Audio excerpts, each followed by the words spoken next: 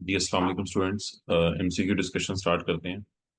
अच्छा भाई, उसमें लिखा हुआ था पहले सवाल में कि देखें, इसमें मैंने आपको बताया था कि मदर की बुक्स में आपने कॉस्ट देखनी है और 33 लाख का बेचा है, 20 लाख का खरीदा था, तो 13 लाख का गेन आया है। इसलिए ऑप्शन ए को टिक करना था, क्योंकि ये जो कॉइन है ना 2 लाख वाला, ये आपने बेचा तो 2 लाख का है और खरीदा 3 लाख का था। तो इस चैप्टर में कैपिटल लॉस अलाउड ही नहीं है। तो जी पीडीएफ में भेज दूंगा, इसमें कैपिटल लॉस अलाउड ही नहीं है। तो डेट्स वाई इसको इग्नोर करना था, ये वाली ऑप्शन को, कि लॉस तो लॉस कंसिडर नहीं होता इस चैप्टर में ज्वेलरी वगैरह पे। अगला तो यार आसान था, 24 मिलियन की गाड़ी थी, उस पर 10% लगाना था। उससे अगला, सीनियर एक लग्जरी वॉच मिली है इसको अपने एम्प्लॉयर की तरफ से, तो ये तो इनकम फ्रॉम सैलरी में चली जाएगी। B received an antique from her uncle who lives abroad.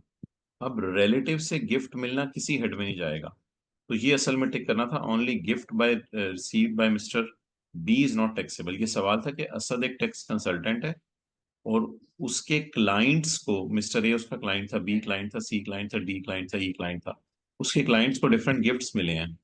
तो उनके क्लाइंट्स ने अलग अलग आके पूछा था इनका क्या करना है। बर्थडे वाला गिफ्ट जो है वो ऑब्वियसली कैश में मिला है, ये टैक्सेबल होगा। लैंडलॉर्ड किराएदार से गिफ्ट मिले वो भी इनकम में जाएगा।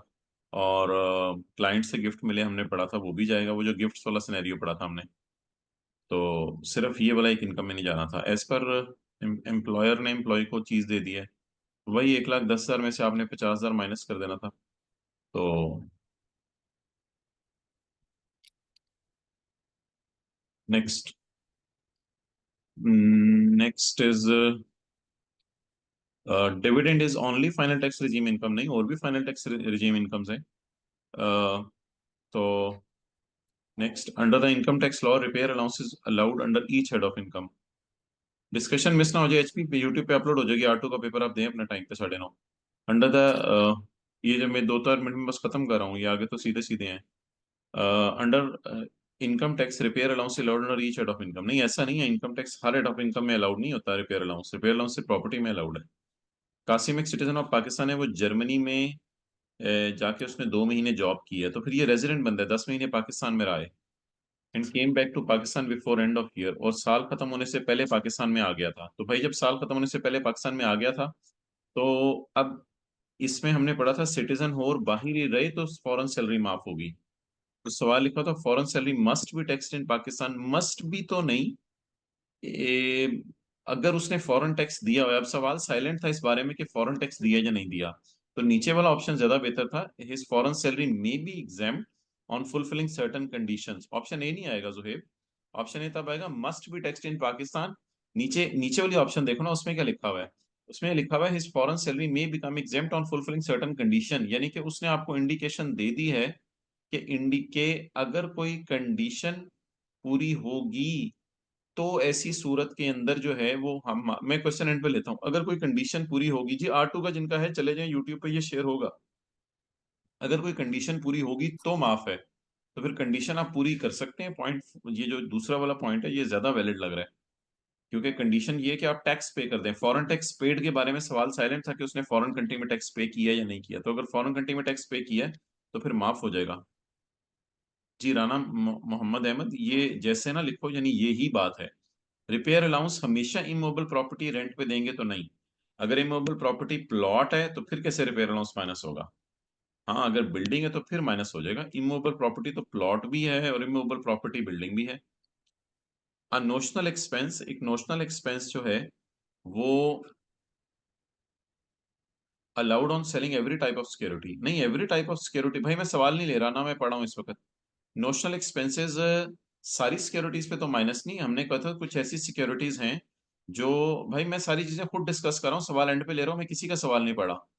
तो कुछ ऐसी सिक्योरिटीज हैं जो आप स्टॉक एक्सचेंज के जरिए और एनसीसीपीएल के जरिए नहीं बेचते, तो उन पे फिर नोशनल एक्सपेंसेस माइनस करने की इजाजत नहीं है। ओके नेक्स्ट, वो पेज पे वाजे लिखा हुआ है उसके कि सेक्शन 37 उन पे लगेगा, पेज नंबर कोई बता दे। अच्छा इसके बाद नेक्स्ट जी,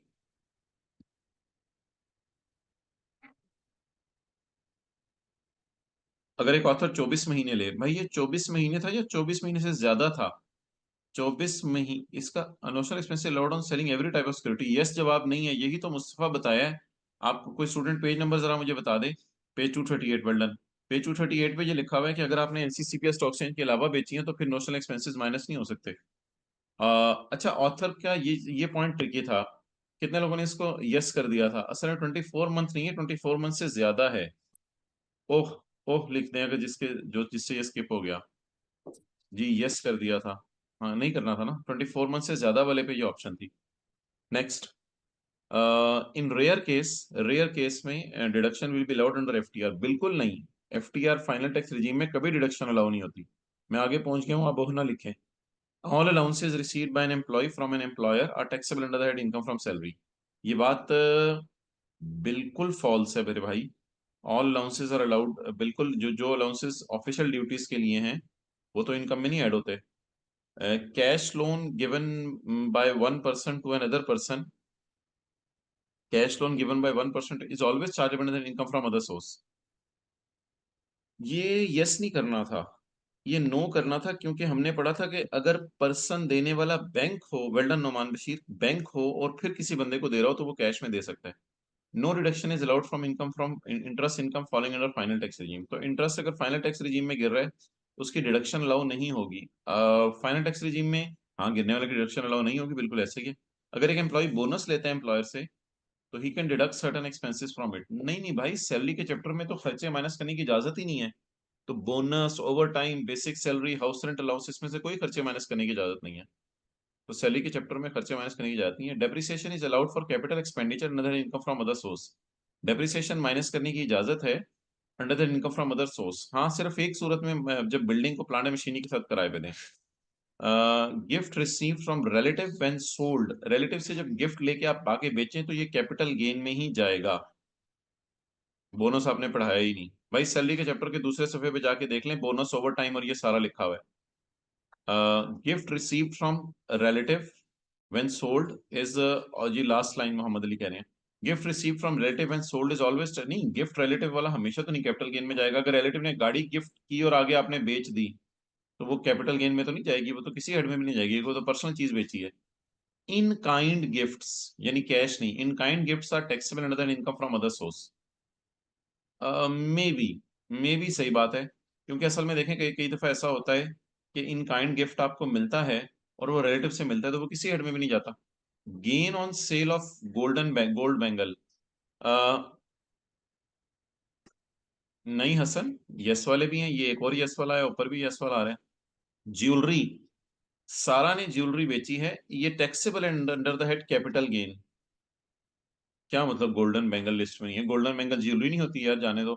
तो गोल्डन बैंगल ज्वेलरी सारा ने बेची है तो ये कैपिटल गेन में जाएगी। In certain circumstances women tax payers can make more benefits than men if they have rented out a property, बिल्कुल ऐसा कुछ नहीं है। अब आप ये कहेंगे कि ये पढ़ाया नहीं था, तो ये तो कोई ऐसी बात नहीं है, वुमेन टैक्स पेयर को कोई ज्यादा फायदा अवेलेबल नहीं है प्रॉपर्टी किराए पे दे दे दो।